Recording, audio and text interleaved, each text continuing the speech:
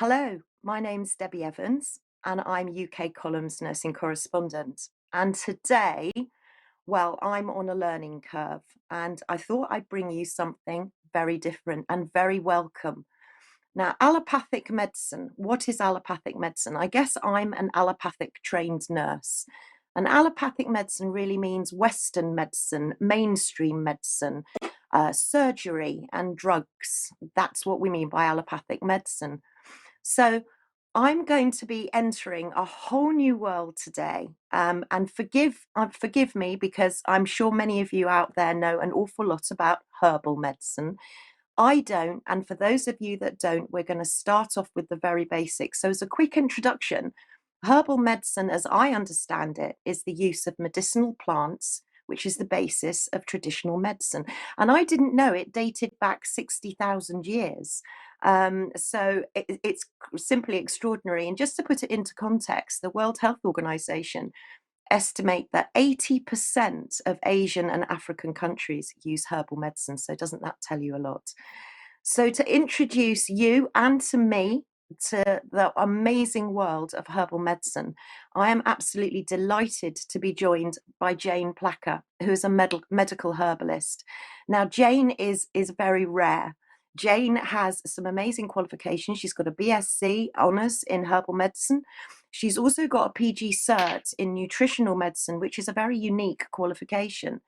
And, like my profession, the allopathic profession, there are many who are not aware of the agenda. And I was very surprised to hear from Jane that also in her profession, there are still many who are not aware of the agenda going around us. But thankfully, Jane is. So, Jane, welcome to UK Column. Thank you so much for agreeing to talk to us and introduce us to your world of herbal medicine and how you got into it. Hi, Debbie. Thank you for inviting me to come and talk on UK Column. I'm delighted to be here and to answer any questions you've got about herbal medicine, which is a very long tradition. We've been around since people have been around and since plants have been around. So I think 60,000 years may be a conservative estimate. Wow. I mean, I was really shocked actually to learn that it goes back that thus far. And the little bit of research that I have done says that Cancer Research in 2015 said there is currently no strong evidence from studies in people that herbal remedies can treat, prevent, or cure cancer. So you can see how desperately the allopathic Western world are determined to get us away from herbal medicine. And I think I'm becoming a bit of a born again Herbie. But so what would you say, Jane? Because we listen to herbal medicine practitioners all over the place, but what makes a herbal medicine practitioner? Where do you go to become one? How did you realize that herbs were the way to go? Because I remember back in my day, my granny with all sorts of little ways that we don't use today. Did you discover things from your grandmother and your ancestors? I did, Debbie. I learnt from my grandmother and I observed around me what worked and what didn't work with my family. But your first observation about cancer treatments and research not mentioning the efficacy of herbal medicine, well, in the words of Mandy Rice Davis, they would say that, wouldn't they? This is what we expect. If you're not looking in the right place at the right things, you won't find anything. Herbal medicine's got a long tradition, and my grandmother used it, and many other people's grandmothers and parents use it and still do, especially in Africa, where I lived for a couple of years. And I've recently done a video on elder ladies in this area, the area that I live in, and their experiences of herbal medicine from their parents and grandparents. And many people are still using those methods today. And we certainly are as herbalists, as medical herbalists. Before I go on to other questions and to going back to more about herbal medicine, let's just take a little look at, because you sent me a little clip of the video that you made. I So did. let's just take a little look at that video now. This clip that we're going to look at is from a local herbalist called Dawn, who has her own herbal practice and shop in my local area. And she's talking about how herbal medicine is efficacious and how people should use it. Education is key to people's health as well, about what they're eating, like I say. And no more, because herbs are food. Literally, anything that we consume from plants is part of the food kingdom. Yeah. So it's just in the degree and how you take it, and the frequency when it becomes the medicine. So if you take it every now and again, it's normal food. If you increase the amount of times and the amount of times and how much you actually take, then it becomes a medicine. Interesting. Very interesting. So that's how I tend to say to people, oh, but I've been drinking this tea for like a month and it hasn't done any more. I said, how are you taking it? You're taking 1 cup a day? Take 4 cups a day and you will see the difference, because then it becomes potent in your body and it can make a change where maintenance is different from medication. Wow. So, but I think what that raises to me is these old remedies so often work. I mean, back in my day, we used to use bread poultices in hospitals. So, herbal medicine is an alternative that perhaps we should all be looking at right now, because there doesn't seem to be an alternative. And, that brings me on to the fact that I should tell people now that it's very important that you seek the help or consultation of a trained practitioner. There are many people out there that think they know what they're doing with herbs, but actually, if you're mixing different herbs and somebody's already on synthetic drugs, allopathic medicine, it can be a very dangerous mix, can't it, Jane? So I just want you to highlight for me the importance to our viewers of seeking a qualified herbal practitioner, medical herbal practitioner, and where would they go to find somebody like yourself? Well, herbal medicine practitioners have a scientific training these days. They do a degree level study and for 3 or 4 years, and they also have clinical practice. They work in herbal medicine clinics, and you can be assured that they're well trained in all aspects of medicine, including herbal medicine, which of course is the original and not the alternative. If you want to find a herbalist, look at their professional bodies, like the College of Practitioners of Phytotherapy, where I'm a member, and the National Institute for Medical Herbalists. There are quite a few other organisations that act as professional registers for herbalists. And there are other people that will use herbal medicine within their practice, like naturopaths. I know less about them and don't feel qualified to talk about their practice. You'll have to find a naturopath to come on and talk to you about it. We're all as diverse as we are individuals.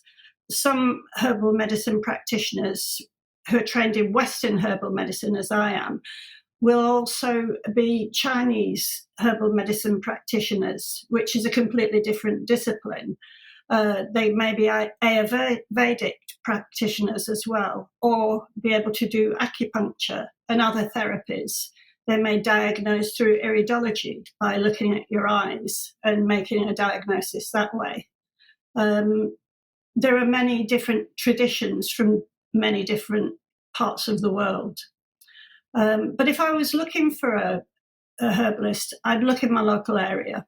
And if I wanted to study herbal medicine, again, I'd go to the professional registers and see what they offer. There are universities that still do degrees in herbal medicine. Westminster University does, Lincoln University does, and the National Institute of Medical Herbalists supports a course at Hartwood which is predominantly online, but easy and accessible. It's like a open university format where you can study herbal medicine. You're very tightly regulated as well. I think it's important for people to realise We that are. the MHRA governs you as well as allopathic medicine. Do you want to talk a Bless little bit them. about how the MHRA governs you? Right. Well, we're overseen by the British Herbal Medicine Association and the European Herbal and Traditional Medicine Practitioners Association, who have links with MHRA. They've tried to regulate herbalists, but haven't succeeded. There's a lot of resistance within the profession. We're actually a protected profession by royal charter, because Henry VIII in 1543 wrote the Herbalist Charter to protect us. People suspect this is because we cured him of certain diseases that he had at the time, and therefore he felt he must protect herbalists. In different countries, you can't operate as a herbalist unless you're a GP as well. This happens in Europe. But as we're no longer supposedly in Europe, then we're not governed by their laws, and I think we will remain protected. There was a report in 2015 called the Walker Report, where they suggested herbal medicine should be regulated by the HCPC, but there was a response by the government in 2017 where they decided not to. I think it was too big a task for them. There's also herbal products. So there is traditional herbal registration for particular products, and you can find a list of that on the BHMA website. Things like valerian root extract and senna tablets, things that have had a traditional use for many, many years, and then are made into medicinal remedies and sold over the counter. But there's not that many of them because, of course, it's not cost effective, or we don't have the money to produce over-the-counter medicines as individuals, but we are allowed as herbalists to prescribe remedies designed for a particular patient. So a patient will come to us as they'd go to a GP and present with their complaint, and we would give them a very long consultation to look at lifestyle, diet, other factors, to see how we could support them with herbal medicine. There are long-term conditions that are more or less intractable with what you describe as Western medicine, allopathic medicine, tend to be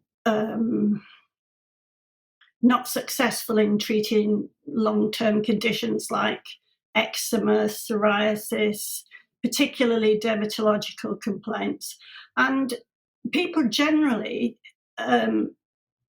are exposed to many, many toxins in their food, in their water, and live a stressful life. And so a lot of our work is to mitigate the effects of modern living, really, and to support our patients and work with them to find a better, healthier way of living. Can I just add too that a lot of your preparations are teas, herbal teas, and tinctures. But Yeah, for somebody that's never experienced a consultation with someone such as yourself, we've contacted you, we've made an appointment. Now, normally, if you go to a GP, well, if you can get to a GP, you have to wait for however long to get in to see them. And then you're in there for 5 minutes and then you're out again. And the NHS is constantly talking at the moment about personalised care. And it's very interesting when we look at personalized care within your world of herbal medicine, because actually, if I book an appointment with you, Jane, that appointment is going to be about 1.5 hours to 2 hours long, isn't it? Tell us, That's right. and all of our viewers and listeners, what can we expect when we're welcomed by you at the door? What will you be asking us? How long will we be there for?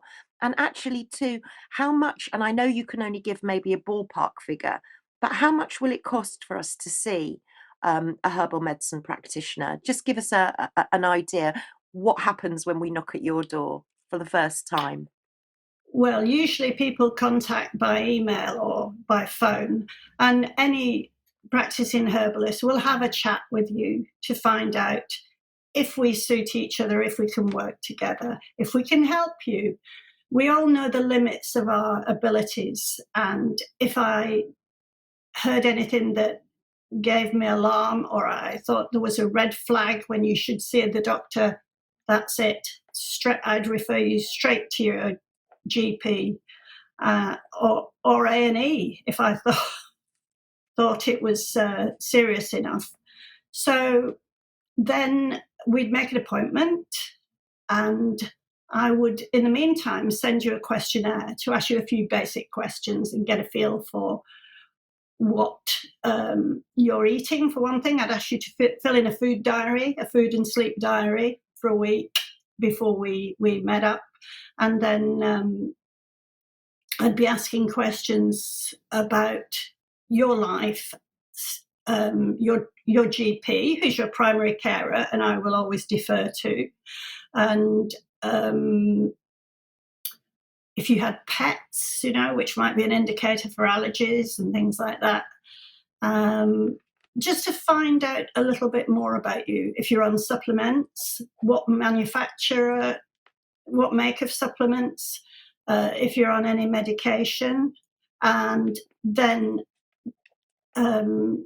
we would be in a position to know how to help you. The actual consultation will take about 90 minutes while I go through the systems in your body, well, what are described by medicine as systems. Of course, we're an integrated system, an holistic system, and everything works with everything else.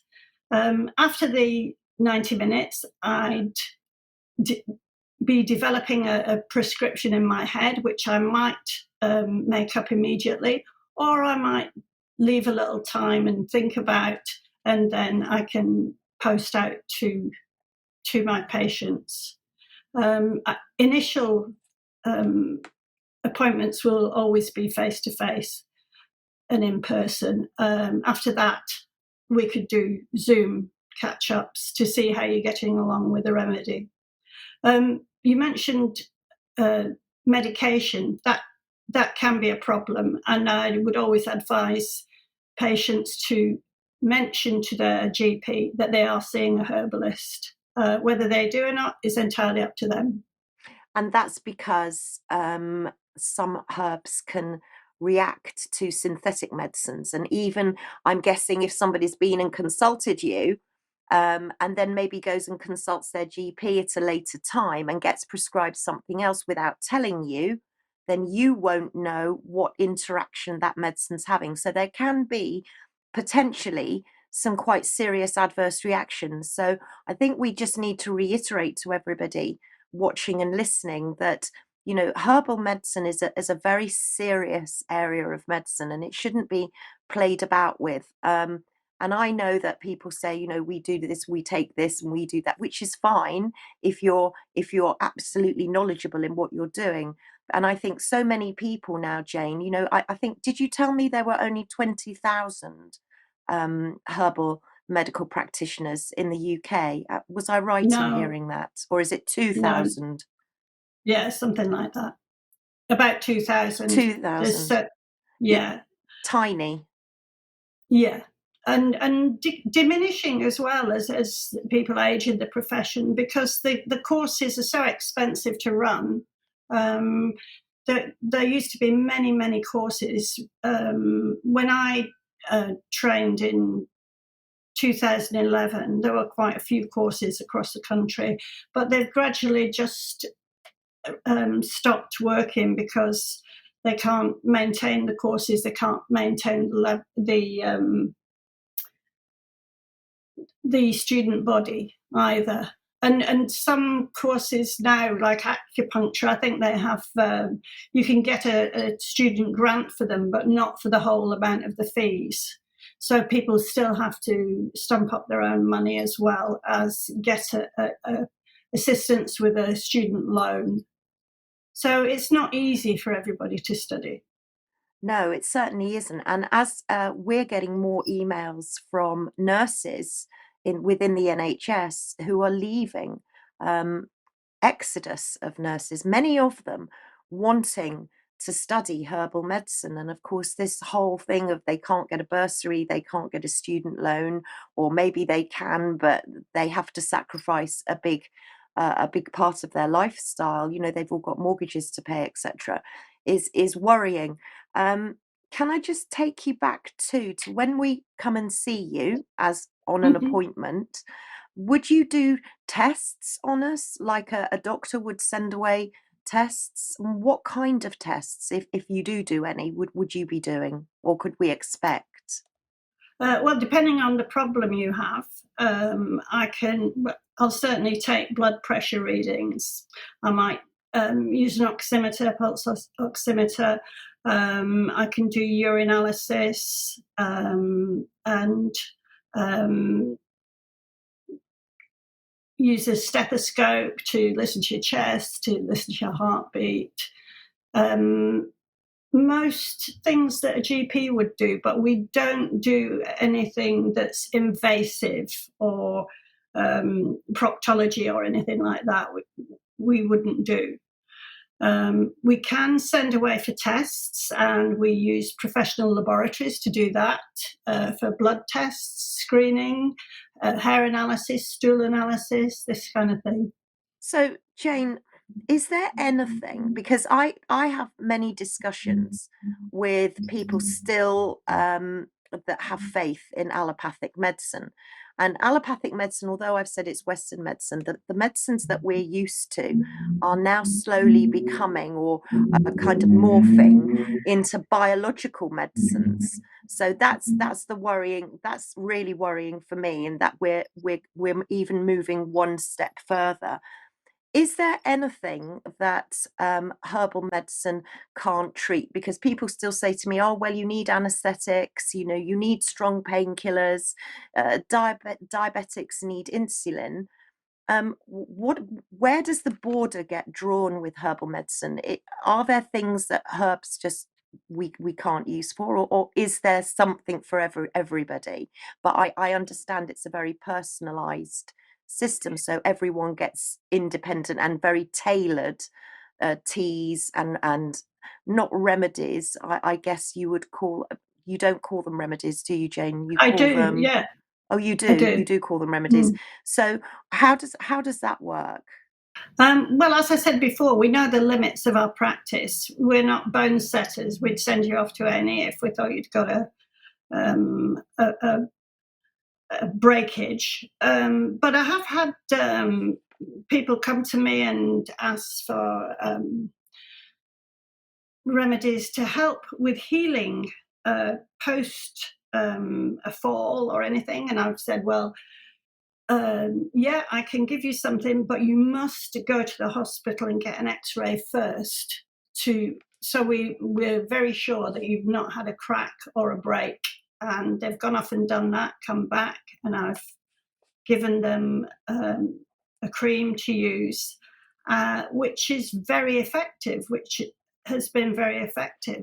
But what they hadn't realised was that the hospital had failed to pick up a crack in the bone.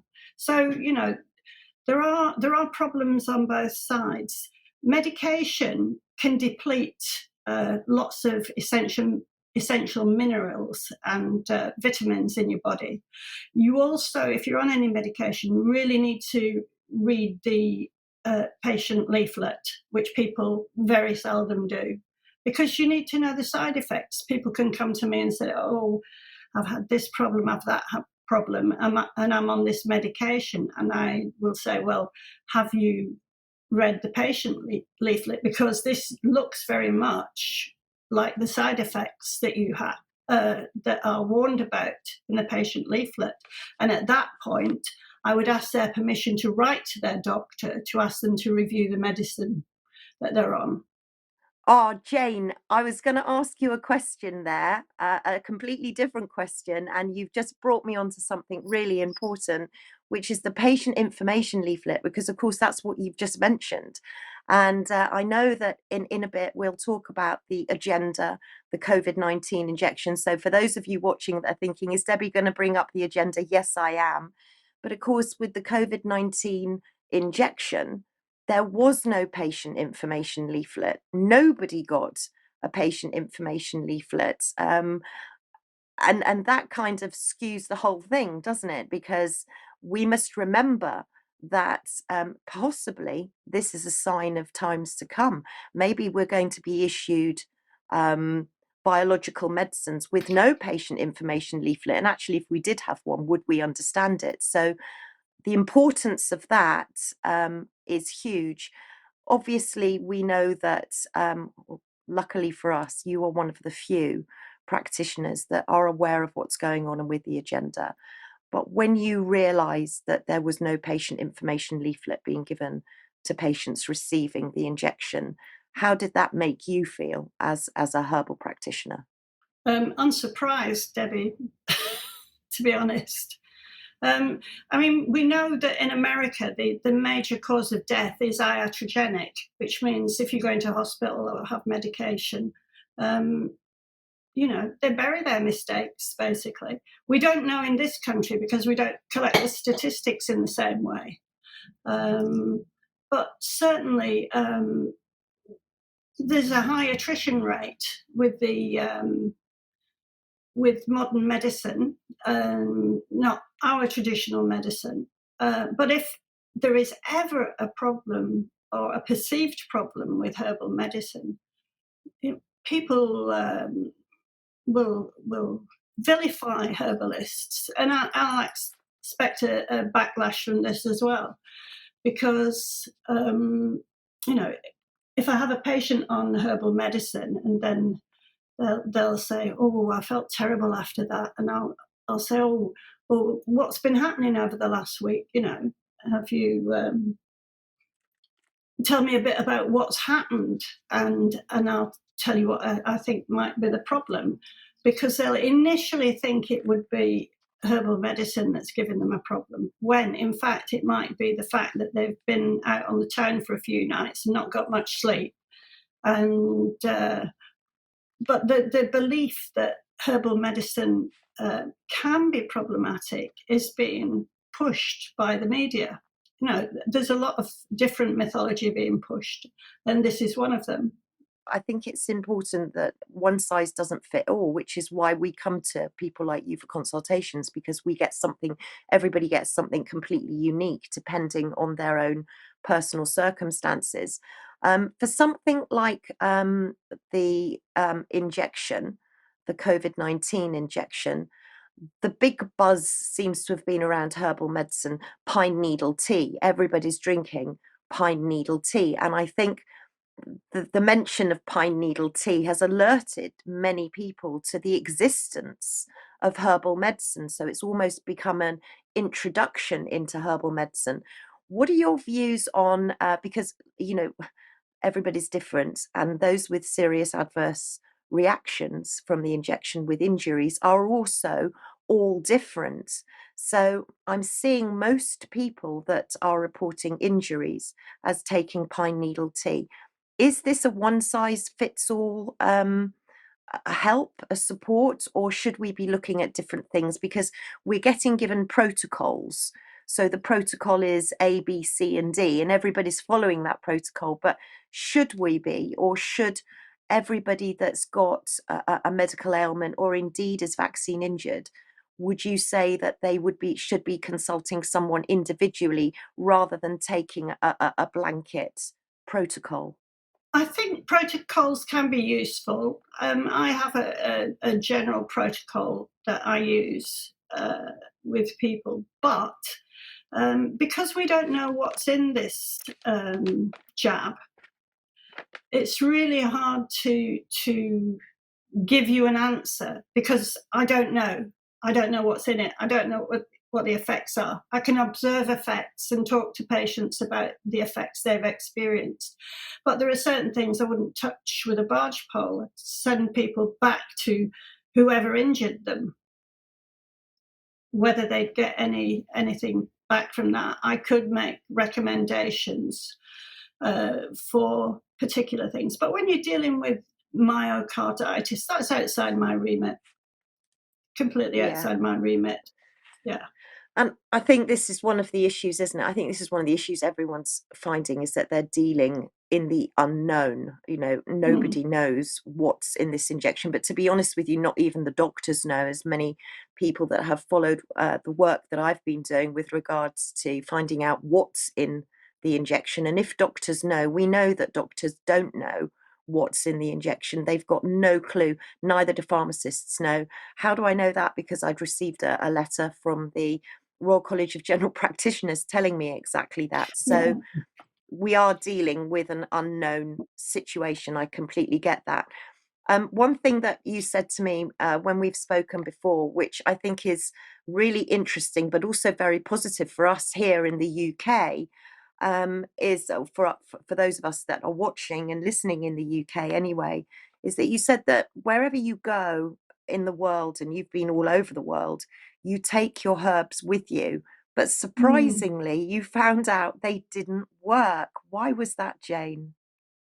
I don't know. I really don't know. There's something to do with the environment you're in, I feel. You know, in the same way that people can apparently catch um, infections at the same time. I think there's something energetic going on, you know, that people share within a certain area.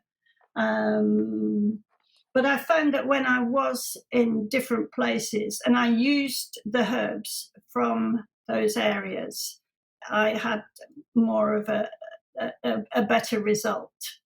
But I did consult the people who qualified in that area. So I would speak to local herbalists in whatever area I was in. Yeah, and that's the great thing, isn't it, about the UK? You know, that's a really good positive about the UK because, like you said, you know, we are surrounded by herbs. You know, we've got so much growing on our own island. You know, nettles, for example, as you were telling Yeah. me, and dandelions and seaweed. I mean, what have we got around us, Jane, that is so useful and so precious? What are we Well, missing? Because we're walking around and we don't look at what we've got around us, the majority of us. I think people should look in their own gardens. If you're lucky enough to have a garden, which I don't, but I have an allotment, which many people do. And there's lots of community gardens around where people will find herbalists working and be able to grow their own herbs.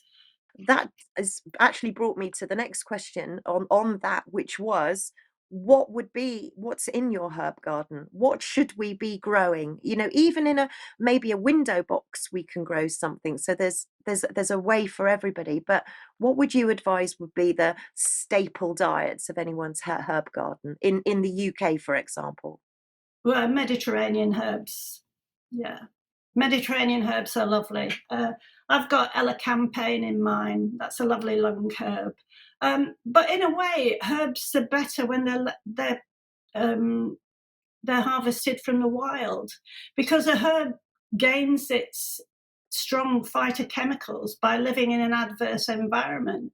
You know, we've all seen dandelions coming through concrete. You know, they're really strong. They'll be here long after we've all gone. What should we have in our cupboards? Well, a lot of people have turmeric and things like that. Just eat whole foods, things that your grandmother ate. You know, onions are medicine, turmeric's medicine, cranberry, celery, broccoli, pineapple, cabbage, avocados, cayenne, peppers, great for you. Ginger, wonderful. Good for children, for stomach upsets, for motion sickness, if they're sick in the car. Chamomile tea, relaxants, cabbage, they're good to be used topically or to eat. Eat whole foods, eat foods that's recognizable to your grandmother. There's Get something fresh for water. everybody. Yeah. Fresh water. Now, there's a whole new subject. Where do we find fresh water, Jane? Because it's getting scarcer, isn't it? Yeah, well, people use different filtration methods. I use reverse osmosis into my home, and then I structure the water as well. But we're getting a bit further away from herbal medicine here. I also have a shielded bedroom, so I've protected it with EMF paint, and so if I check with my audiometer, I know that the EMF isn't as strong in my bedroom as it is in the living room here. So we Wow. don't know Wow. about EMF either. So, better to be cautious, better to protect ourselves, and better that people get in optimum health, that they eat good food, they're aware of whenever they're getting stressed. They spend time with their families, they spend time with nature, they invest in themselves. That's what's important. Yeah, I think that's really sensible. Investing in yourself. There's nothing more important, is there? And also investing in No, our children. And I think I just want to ask you, is herbal medicine, do you see children? And if so, from birth, or is there a specific age that are children included within herbal medicine? absolutely. Herbal medicine's very good for children. And if you go to a country like Switzerland, where Rudolf Steiner's methods are still followed, you'll find that the German doctors will tend to give children herbal medicine in preference to any synthetic medication. And, it's easy to put teas in a bath. You could have a nice relaxing bath if your child's got a skin condition, run oats in the bath through a sock and have a nice, oats will relax people as well. So children can absorb through the skin very gently, a nice gentle remedy. Calendula flowers, everybody knows what marigolds look like. They're a wonderful herb that we can use. We're a nation of gardeners. It's just a step more to start to look at, well, what can we eat? We can eat dandelion leaves, but people don't eat them anymore. People used to eat good King Henry and other Chenopodium brassicas. But we have too much of a sweet diet now. We need bitters to help our digestion. We need fermented foods. What's a fermented food, Jane? For I don't actually. Well, I do, but tell us what a fermented food is. Cider vinegar, kimchi, So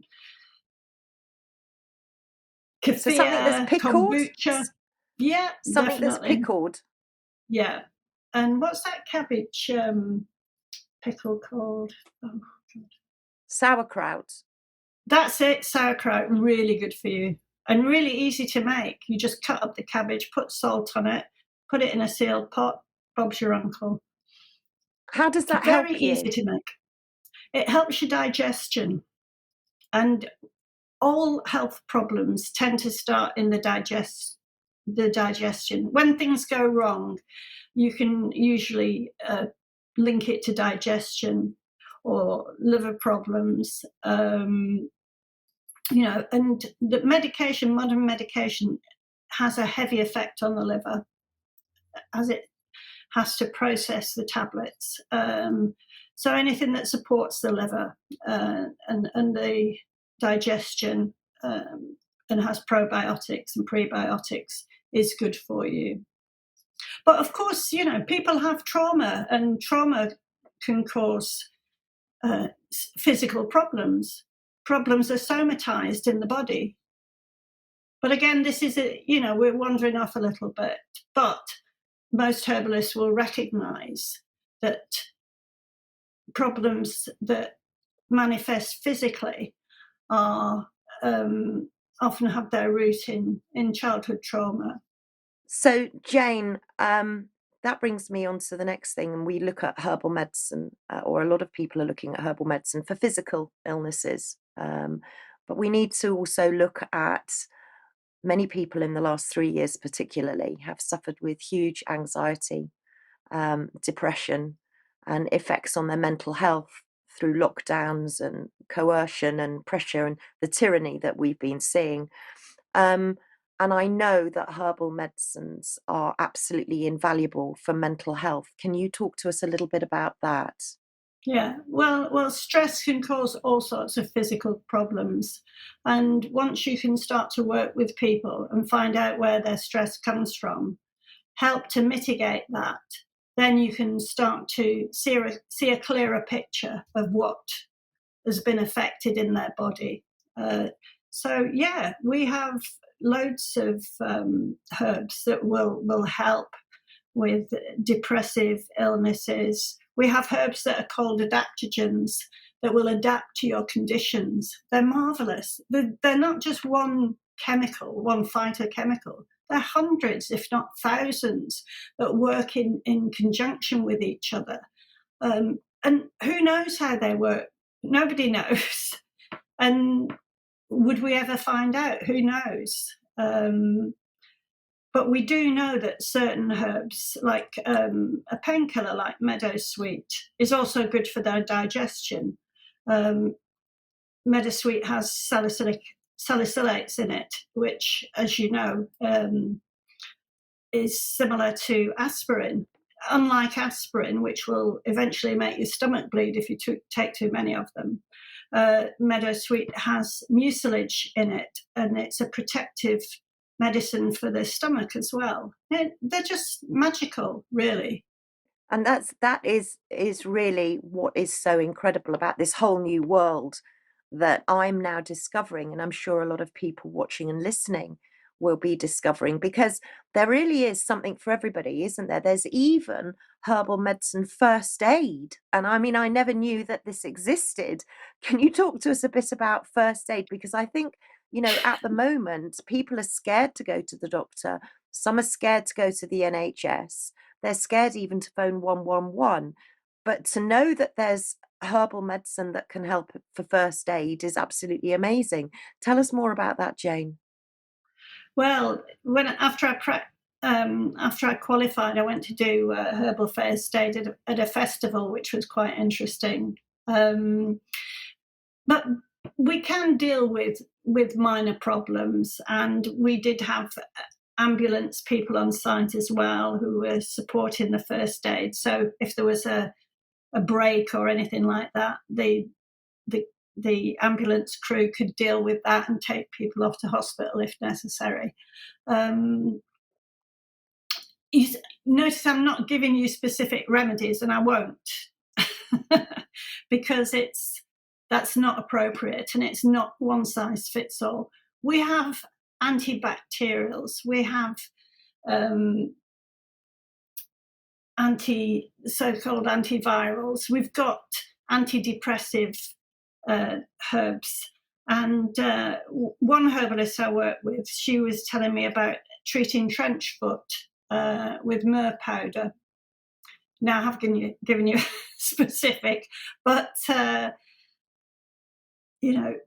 she will have mixed that with other things to ensure that people did not get bacterial infections, that the wound was cleaned properly. And we would do the same things that Florence Nightingale will have done, with in caring for people and making sure they were clean, the wounds were cleaned, and